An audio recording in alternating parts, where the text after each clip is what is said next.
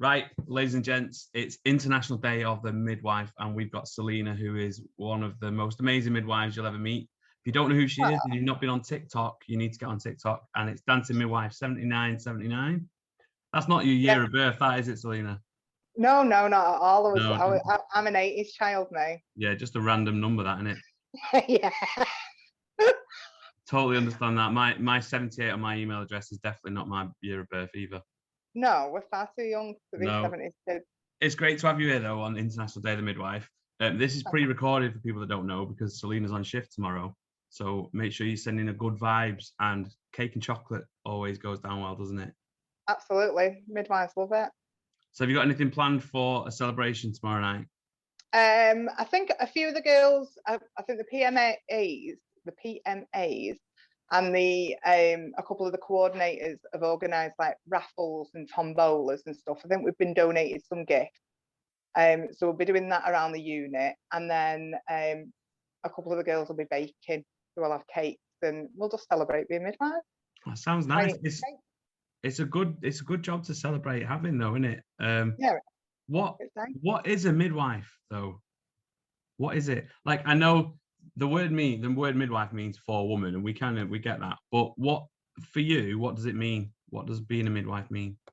It just means being with the women and the families that you're looking after throughout the whole of the pregnancy. So, like antenatally, giving them all the advice and the support that they need while they're pregnant, giving them all the information that they need to make choices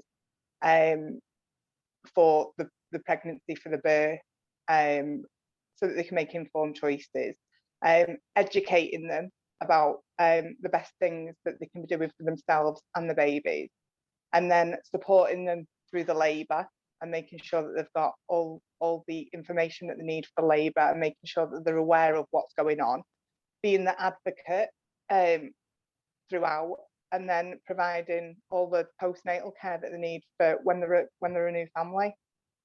That's ace. It's like a full journey, isn't it? Oh God, yeah. It's ace. You go from being two people to being a family when they leave the hospital. So it's a massive life change, isn't it? So it must be really fulfilling. It's ace. It's ace. I love it, and I still can't believe that I do it. I'm dead lucky. I feel dead privileged when I do it. I absolutely love it. It's ace. You can tell just by listening to you speak about it as well that you're really passionate about it. How did you get into it? How did you end up being a midwife? So I wanted to do it from being at school. I don't know why, but like when I was like 14, 15, I found myself like watching like birth stories, but they were all American then. It was all like you'd go on Sky and there'd be like an American birth story. And I found myself watching them, and I thought, oh, I could do that. But they were like obstetric nurses. But I was really fascinated with like pregnancy and birth. And then so at school I picked to do, like when you pick your options way back when, and they were all the sciences that I did. But then I had Kaylee, my eldest, when I was 17, so it all got put on a bit of a back burner, and I didn't do it. But when I did have Kaylee, I didn't have like the best experience, if I'm completely honest. It was like I felt a little bit judged. I was 17. I was a late booker. I didn't tell anybody that I was pregnant. I was scared. Didn't have a clue what I was doing. And I didn't have the best experience with my midwife at the time, but it just made me think that I'll never ever let anybody feel like that, and it just made me more determined to do it. So it took me a while to do it, but I've done it, and I always make sure that I try and make sure that the families that I look after do have the best experience. I wouldn't want anyone going away feeling like I did, ever. So that sounds like a real positive from your kind of not so positive experiences. It's nice. Yeah, I love it. Good. I don't know if I told you. I might have told you this in passing. When I did my options, I wanted to do childcare so I could become a midwife, and I was told I wasn't allowed to do childcare because I was a boy, and it completely changed my path. I ended up being a teacher instead of a midwife. You're big up midwife. Do you have male midwives? Yeah, and do you know, we know a few at Dad Matters, and we've met a few of them, and I would have no problems being a midwife. I just don't have the time now to do the retraining and all that kind of stuff, I think. But if this job ever ends, please, Lord, it doesn't. But if it does, then I probably would do that. I might retrain as a midwife. You heard it here first. Yeah. Come and join me, and we'll have cake on International Day of the Midwife.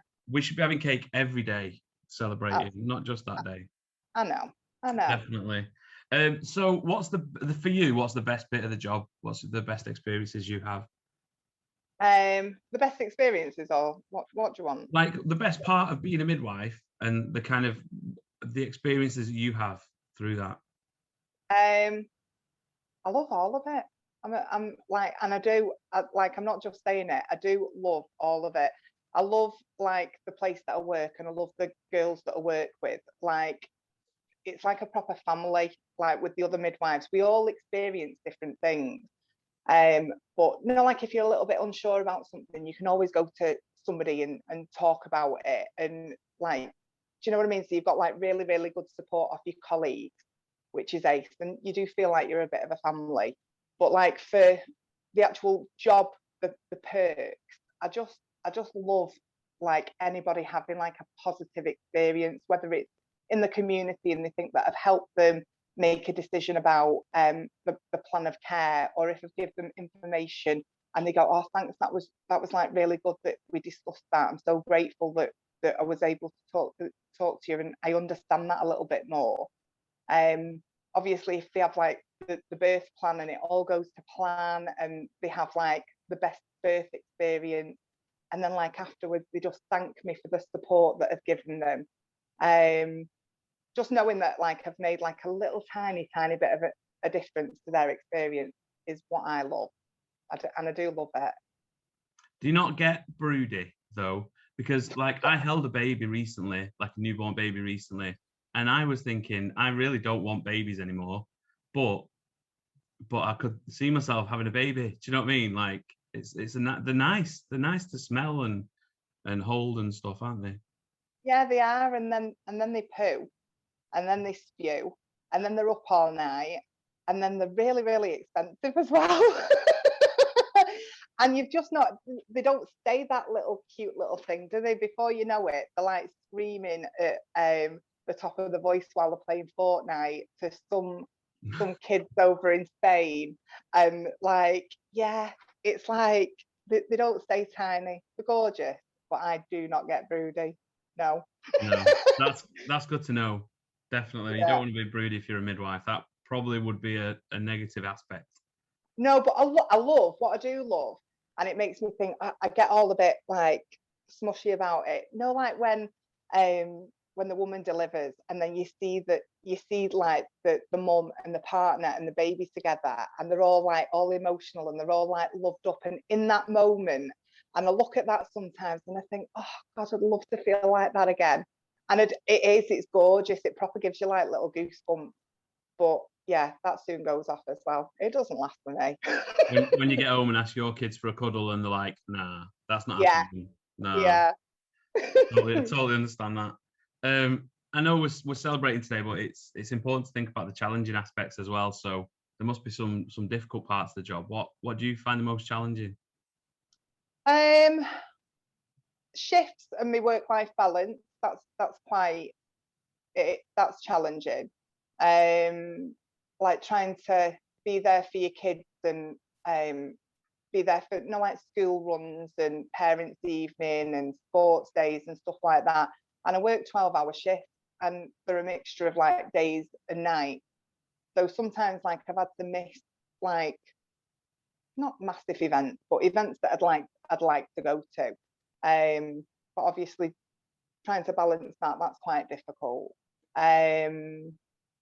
Like work-wise, it can be it's busy and it is quite stressful. So it's like trying to manage your stress at work and prioritize at work and stuff like that when sometimes it can be chaos going around you, and you've just got to like focus on that family that you're looking after. So yeah, it can be quite challenging, but the rewards of doing the job, they well outweigh the challenges. So what about for the families that you're looking after? What are the challenges that maybe that affect you the most that they're going through? COVID has been hard. So the last like 12 months has been really difficult for, I think, everybody in maternity, especially the families. So like partners not being able to attend the scans, mums going to appointments alone. You know, I've even delivered some women that have been COVID positive, and they've not had anybody with them. So things like that have been really challenging, not just for the women in the families. Obviously, it's horrendous for them, but like trying to provide that support and the reassurance that, you know, we know that you're alone, but you're not alone. You've got me. It's like that has been really, really difficult. But you know, it's taken a turn now, and dads, not just dads, but partners are allowed to come now to scans and appointments. So the restrictions are being lifted slowly but surely, which is good. But yeah, the last 12 months it's been horrendous for everybody, I think. You're doing an amazing job. Most of the feedback we get is really positive from the dads that we speak to, that they understand that it's difficult for them, but the way that you guys react to them and their issues and their problems has been great. I like, you only want to give the best service, don't you? You don't want to do it if you don't have to. It is, and like when I hear people's negative experiences, it makes me sad. It really does, because I just think it shouldn't be happening. It really shouldn't. It's like you always remember like your pregnancy and your birth, and you'll always remember your midwife as well.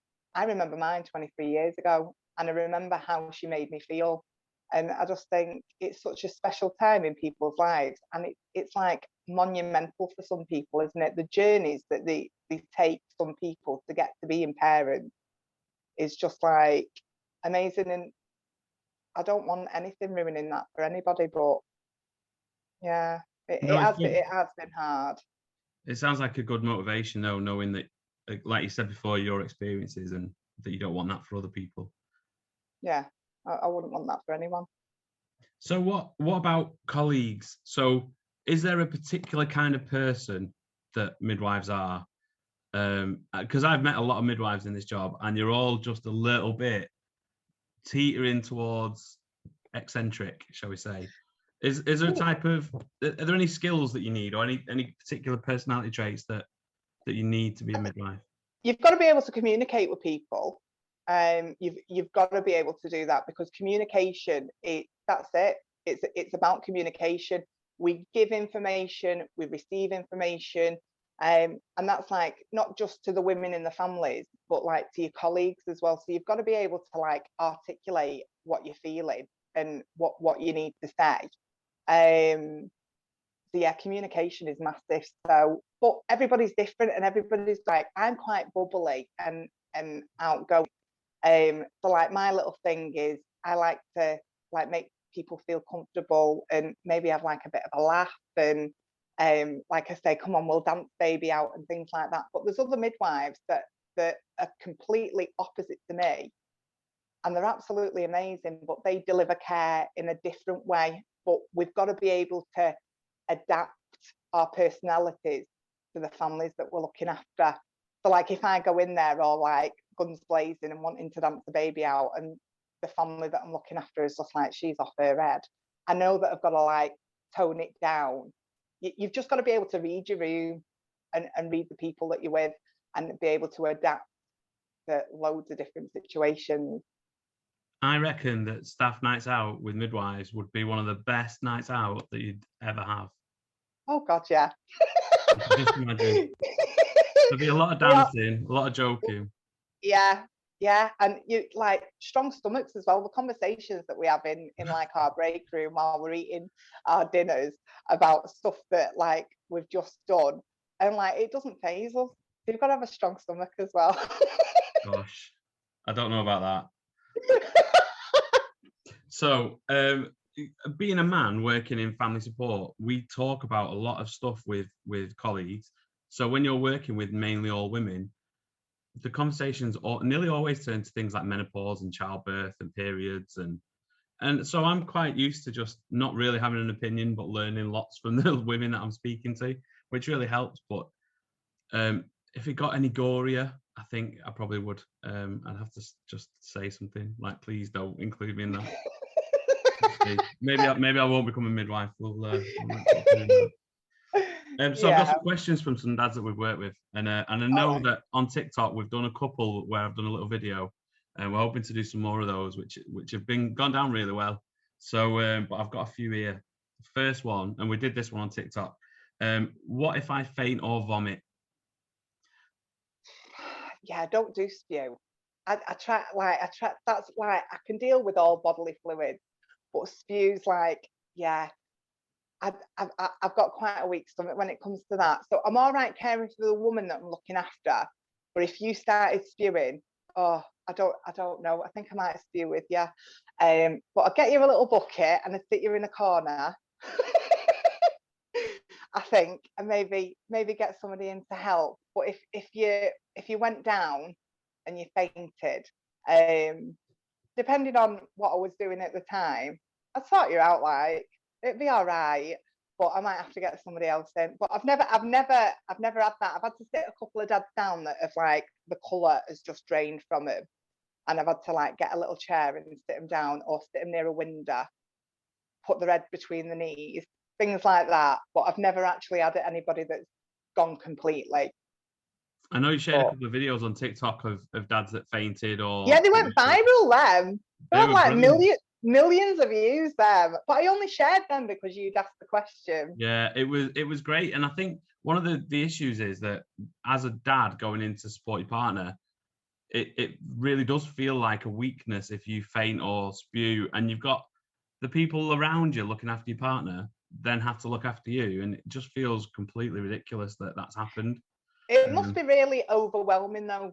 I've never been a birthing partner, but like my daughter was pregnant, so I mean even that, and being able to support her through a pregnancy as a mum and as like her support, that was really difficult. So for somebody in a labour room, when things particularly aren't going well as well, it must be really, really daunting for them. And I do feel for the partners when I see them. I like try, I always give them like a bit of a reassuring, you all right, everything's all right, and I try and reassure them.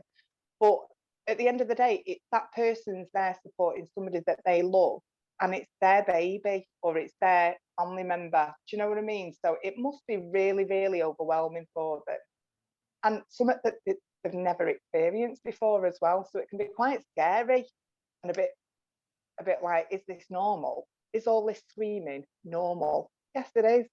But if you've never been in that situation before, yeah, and I think it's going to be quite a bit of a relief, really, for a lot of dads to hear that you do recognise that they might not be in the best of places, and it's okay for them to be struggling in that situation, and that it will pass and they will get through it, and they know all the things that they need to do.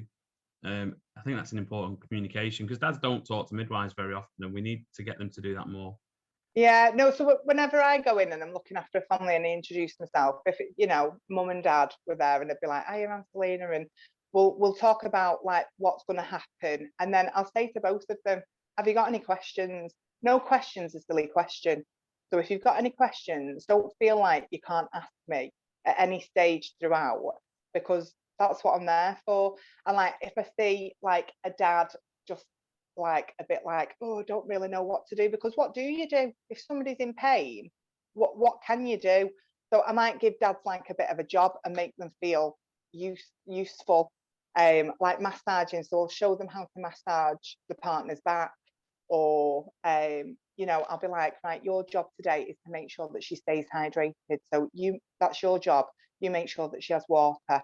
Or do you know what I mean? And I'll like get them involved like that, so that they feel like they're doing something, and it's a bit of a distraction as well. They've got a job, they can do it then. Let me do mine and look after your partner and your baby, and I'll just give them a job so that they're doing their bit as well. But some dads are amazing. Some like they just come in and they don't need to do anything, because they've got it. But yeah, some just need like a little bit of a helping hand.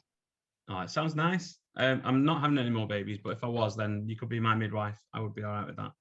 Oh, thanks, Kieran. That's all right. Do midwives look at the birth plan? And if so, do they look at the bits that dads have contributed to it? Yeah, but I mean, to be fair, I've not seen an awful lot of dads that have contributed, like if they've got their own. So maybe that's something antenatally, now that they can go to, I don't know whether they can go to the appointments yet, but I know that they can go to some of the hospital ones when the restrictions are being lifted. But yeah, I've seen like things like dad wants to cut the cord, delayed cord clamping, dad to have skin to skin, and things like that. But I would always look at a birth plan, unless like somebody came in fully and pushing and I haven't got time. But yeah, if I get a family in, I will always read the birth plan. I'll always ask them for the preferences.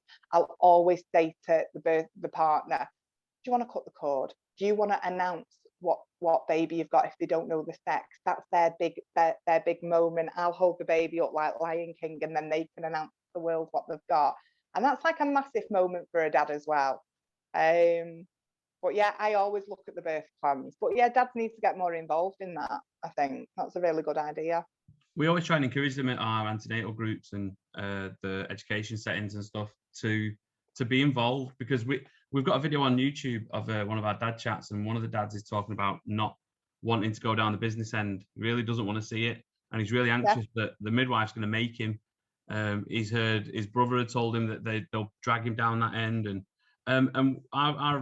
our response is always speak to the midwife, tell them that you don't want to early on, put it in the birth plan, and that'll be how it goes.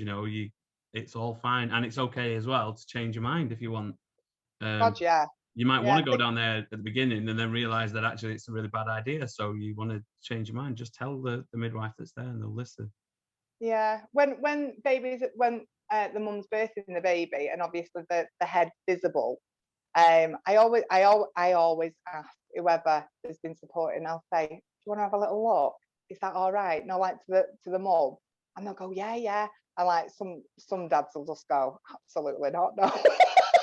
And others are like, oh my God, yeah. And it's a bit of encouragement as well when like women are getting tired at the pushing stage, and like the dads will go, oh my God, I can see it. And that just gives like the women a bit of a like second wind, if you like, and they start pushing like because they're so close and you can see the head, and yeah, it's nice. Oh no, it sounds good. What should dads bring with them? Drink, snacks, money, a playlist, a camera. Take loads of pictures. I love it when people are taking pictures, and take pictures of yourselves and record the moment. No, like while you're together. I had a couple the other day, and they brought they had like a light, this light that lit up the whole room, and it was gorgeous. And she had a playlist, and the dad like sorted all the room out. It was so nice. And like he was in charge of the music and massage oil and stuff like that. Yeah, don't sit and whinge about like it taking forever, because it does take forever. Some women are really, really quick, but don't sit in a chair going, oh my God, this chair's really uncomfortable. I'm starving. I'm so tired. Never say that. Never say you're knackered. But yeah, just bits and bobs like that. But yeah, I think the alternative to that moaning while you're in there is to get on Facebook and put it in our Facebook closed group. Get some support from our dads. Oh yeah. Then you don't have to be bothering the midwives and your partner with how you're feeling. That might be a good way of doing it. Yeah. Oh no, well they obviously need to express how they're feeling, but yeah, if they're just sat there like whinging, like like about how uncomfortable they are and how long it's taking, and like the partner's there like really struggling. But yeah, get in and get on your chat. That's good. They can vent there, can't they? Definitely. And what about treats for the midwives? Do you need energy snacks or? Oh, I always get offered all kinds, and I always accept as well. Well, yeah, why would you not? Yeah, Haribos always go down well. Yeah, sweet. Yeah, Good to know. like everyone's dead nice. Everybody's dead nice. But yeah, just speak to your midwife, talk to your midwife, trust your midwife. And like you need to work together as a team. That's what it is. You all need to like communicate together, and like together you make it the best experience then. It's a proper team effort. It's not like just down to me, it's not just down to the dad, it's not down, it's everybody and everybody involved, just to make it like a positive experience. Oh, I love that. That's good. That's a good way of putting it. We might use that in our training. If it starts to get a bit hectic, or if there's some like alarms going off, or there's people rushing around, what should dads do, or how do they know what to do at that point? Well, normally you'd be directed by the midwife that was looking after you, but just stay like either with the baby, so depending on what's going on. So in an emergency situation, there's a lot of people in the room, all running about doing all sorts of jobs, and we all know what we're doing, but they, like the woman and the partner, might not necessarily know what's going on, but we know. So just trust that we know what we're doing, and try not to panic. I always reassure like both people in the room. I'll just say, right, I just need to pull this buzzer, loads of people are going to come in, but I keep talking to them throughout. So like if a doctor came in and had to take over from what I was doing, I would then be the communicator, and I'd be like, right, this is what's happening. So I always try and reassure them just so that they know what's going on. But sometimes in like emergency situations where we've got to go to theatre or whatever, it's really hard for the partner to like, it must be really hard for them, and I feel for them, because my priority at that moment is the mum and the baby. But I'll always try and get like one of our amazing support workers, or our students, or another midwife to support the dad and just talk to them about what's going on while we whiz mums round to theatre. But yeah, it can be scary, and they just need to just speak to your midwife and like look at us for reassurance, because we will reassure you. There will be somebody there to talk to you and tell you what's going on. No, that sounds like a really good message. We'll make sure we spread that as well. Can dads ask questions? Oh God, yeah.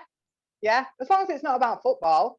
Could you imagine me being there not asking questions? Like I just couldn't stand there and be quiet. But some dads feel like they really shouldn't be asking questions, and we always say you are your partner's advocate, and you know their wishes, and that you need to communicate with them beforehand, and then communicate maybe for them while they're there. Yeah, So asking absolutely. questions is good. I had a dad. It was only last week actually. He was ace. He was so good, and he was just like, "What is this?" His partner was on the CTG, like the monitoring for the baby, and I was monitoring the contractions, and I was monitoring baby's heart rate, and he was like, I give him like a brief little lesson about what it was that I was looking at, because he was like, "What is it that you're looking at on there?" And I had to explain to him like what the contractions were, and like the baby's heart rate, and that it was stable, and there was no decelerations, and that it was perfectly normal. Because the minute that I start typing, they think that there's something wrong, and I'm like, there's absolutely nothing wrong. Come here and I'll show you. And I get them round and they have a little look at the screen, and I'm like, this is what I'm writing. I'm saying that your baby's happy and healthy and there's no concerns. But if I hadn't have told him that, his anxiety probably would have been through the roof by the end of the 7-8 hours that I was with them. So he was fine then. And then that was he liked having a little look then, and he was like, oh yeah, everything's all right. And he was like reassuring his partner then that everything was sound. So it was good. I like dads asking questions. Good. We'll make sure they know. And the final one for today is, how can I help midwives to help my partner? How can you? How can a dad help a midwife? Yeah. Help their partner. Work together, like I was saying. Trust your midwife. All have that conversation at the beginning.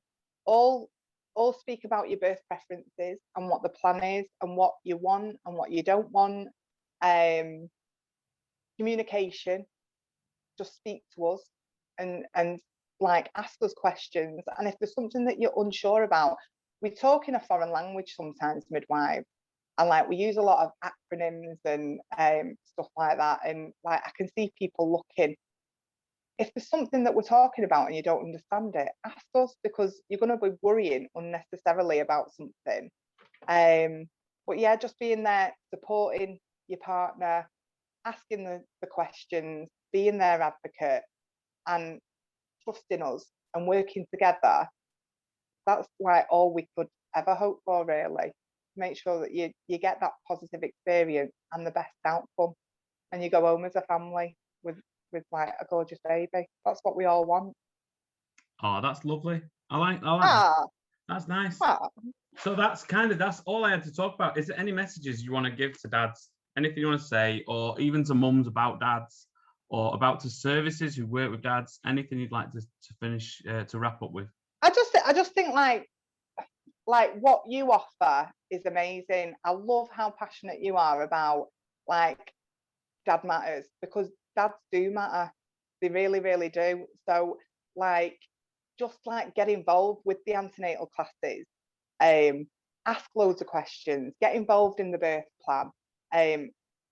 You know, it's not just about the mum's experience, it's about the experience as a whole. And speak about like after the birth, because some people can get quite traumatized by birth, and like by not speaking about what happened at that moment afterwards, that could really like affect you long term. So like things like mental health and stuff like that, so you need to be able to express what happened and speak about it. And as long as you've got an understanding, and get the support that you need, because the services are there. And more than ever, I think after this lockdown and mental health and everything else, there are a lot more services out there for dads, and you should grab every opportunity to learn and be the best support and the best parent that you can be. Oh, I love that. Thank you very much for your time. I hope the It's rest all of right. this week aren't too tiring. I'm sure Uh, you'll be dancing the night away on TikTok. I will. Well, I'm on days. I think I'm on nights over the weekend, but tomorrow I'm dead excited for like International Day of the Midwife, because there will be like cake and treats about. So yeah, I'm looking forward to that. And fingers crossed they have a beautiful birth. It's just going to be I love it. That'll be brilliant. If you don't already follow Celena on TikTok, go to TikTok and get on Dancing Midwife 7979 and follow us while you're there. And I think it's Dan Matters UK. Yeah, it is. I've tagged you in a few things. Yeah, do you know? And it's so addictive. And you have a page that scrolls, and every video that comes up is babies on mine. It's just all babies, and it's which is because of your hashtags. Because when you put your hashtags in about babies and stuff, that's all that comes up. Because that's all I get. I get pregnancy, I get birth, I get mental health, I get all these videos, and because I find them dead interesting, you go on for 5 minutes and then you're on it for hours. Yeah, it's dead addictive. But yeah, definitely follow Celena and watch Small Lives. And when she has a kids on, they're hilarious. Honestly, it's one of the funniest things you'll ever see. And thanks again, Celena, and happy International Day of the Midwife. And thank you. We'll speak to you soon. Yeah, definitely.